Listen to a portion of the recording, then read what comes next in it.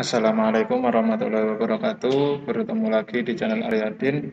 Kali ini saya akan membagikan rangkuman konferensi pers virtual BKN yang dilaksanakan pada hari ini, yaitu Selasa 5 Januari 2020. Ini mengenai permasalahan-permasalahan P3K yang akhir-akhir ini banyak beredar di media sosial. Salah satunya yaitu apakah rekrutmen guru tahun 2022 dan seterusnya akan tetap P3K, dan ada jawaban tentang kekhawatiran kontrak P3K tidak diperpanjang, apakah semudah itu tidak diperpanjang atau bagaimana. Silahkan disimak di video ini. Sebelum lanjut ke pembahasan, bagi Anda yang baru mampir di channel kami, jangan lupa untuk subscribe dan tekan loncengnya untuk mengetahui update-update informasi mengenai P3K maupun CPNS. Mari kita lanjutkan ke pembahasan mengenai pertanyaan-pertanyaan tentang P3K. Yang pertanyaan pertama, apakah dimungkinkan tahun 2020 dan seterusnya penerimaan P3K guru berlanjut? Ini jawabannya ada di menit 17:10.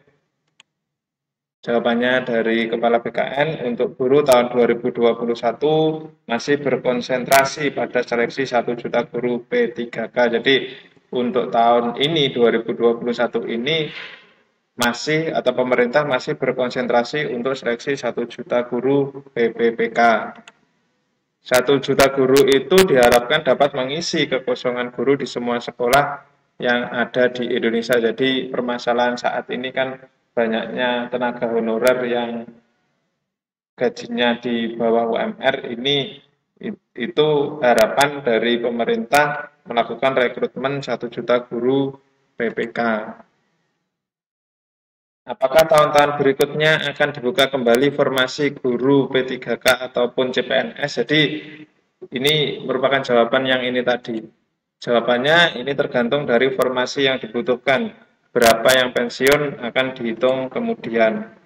Formasi ke depan hanya mengisi P3K yang ada mengundurkan diri ataupun CPNS yang pensiun. Jadi kalau 2021 itu semua guru itu 1 juta guru itu P3K, maka untuk tahun 2022 itu dari penjelasan Kepala BKN maka akan dihitung untuk 2020 apakah ada P3K yang mengundurkan diri dan CPNS yang pensiun. Kalau menurut pendapat saya, kalau ada PPK yang mengundurkan diri berarti yang lowong P3K maka akan ada seleksi P3K. Jika ada CPNS yang pensiun maka akan diisi oleh CPNS. Jadi tidak seterusnya guru itu akan P3K. Jadi masih ada harapan ada rekrutmen CPNS guru untuk tahun-tahun ke depan. Selanjutnya, adanya kekhawatiran kontrak tidak diperpanjang. Bagaimana untuk menjamin keberlangsungan itu? Itu yang rame untuk saat ini. Bagaimana kan kalau ada di PP-nya itu minimal 1 tahun dan paling lama 5 tahun. Nah, itu ada kekhawatiran. Bagaimana jika kontraknya tidak diperpanjang? Ini jawaban Kepala BKN untuk menjamin keberlangsungan itu. Perjanjian kerja akan ditekankan pada perjanjian kinerja. Jadi perjanjian kerja itu bukan namanya waktu, tetapi pada perjanjian kinerjanya. Kalau seseorang bisa memenuhi target kinerja dengan baik, tidak perlu adanya kekhawatiran akan diberhentikan. Karena sebagai ASN, memberhentikan ASN itu tidak mudah. Begitu juga dengan PNS. Itu kan dilihat dari kinerjanya. Kalau ada atau melanggar aturan-aturan tentang PNS kan bisa juga diberhentikan. Jadi itu jawaban tidak perlu adanya kekhawatiran kontrak tidak diperpanjang. Tidak perlu dikhawatirkan akan dikontrak 1 tahun kemudian putus kontrak. Nah, ini untuk guru akan ada tambahan aturan dari Kemdikbud. Kriteria kinerja guru akan dibuat oleh Kemdikbud untuk menilai kinerja guru secara objektif.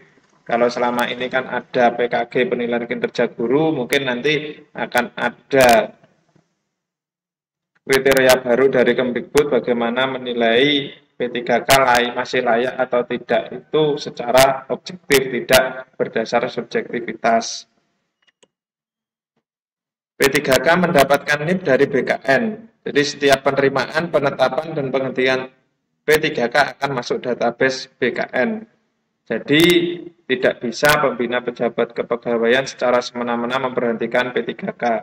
Kan kalau pembina pejabat kepegawaian dari daerah kan BKD, Bupati atas nama BKD. Jadi tidak serta-merta semena-mena memberhentikan P3K karena P3K itu kan sudah mendapatkan NIP yang ada di database BKN. Jadi untuk penerimaan, penetapan, dan penghentian harus lapor di BKN dan otomatis juga harus ada bukti-bukti pendukungnya. Kalau asal-asal ini diberhentikan kan otomatis tidak bisa diberhentikan oleh BKN karena sebagai pembinanya kepegawaian itu BKN itu jadi masih sebagai pengawas. Jadi intinya itu kalau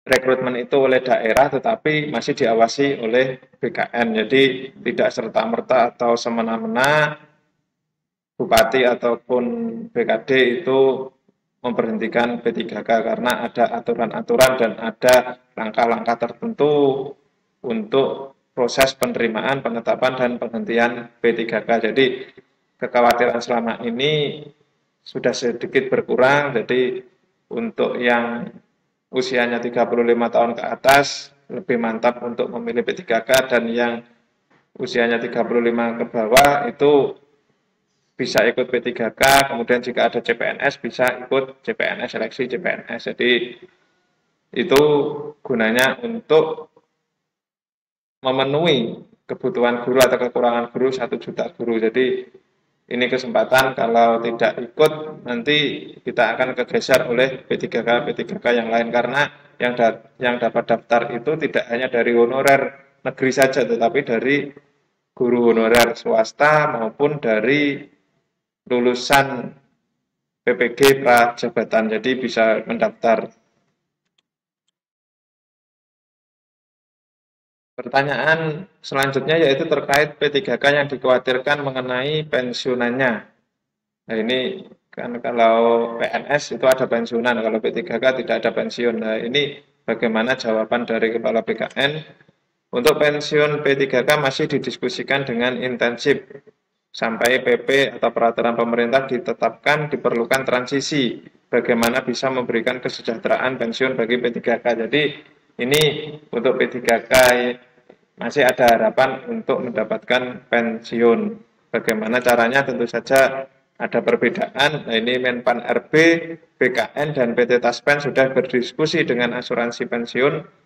PT Taspen sudah menyiapkan skema untuk itu, tinggal bagaimana kebijakan pemerintah menentukan pola pensiun P3K. Jadi ada asuransi pensiun, mungkin nanti akan membayar setiap bulan. Nah itu bisa digunakan sebagai pensiun P3K. Cukup sekian, mungkin itu beberapa rangkuman mengenai konferensi pers pada pagi hari ini atau pada hari ini 5 Januari 2021. Ada kurang lebihnya saya mohon maaf. Untuk lebih lengkapnya nanti link videonya ada di deskripsi video ini. Tetap semangat. Saya akhiri cukup sekian. Wassalamualaikum warahmatullahi wabarakatuh.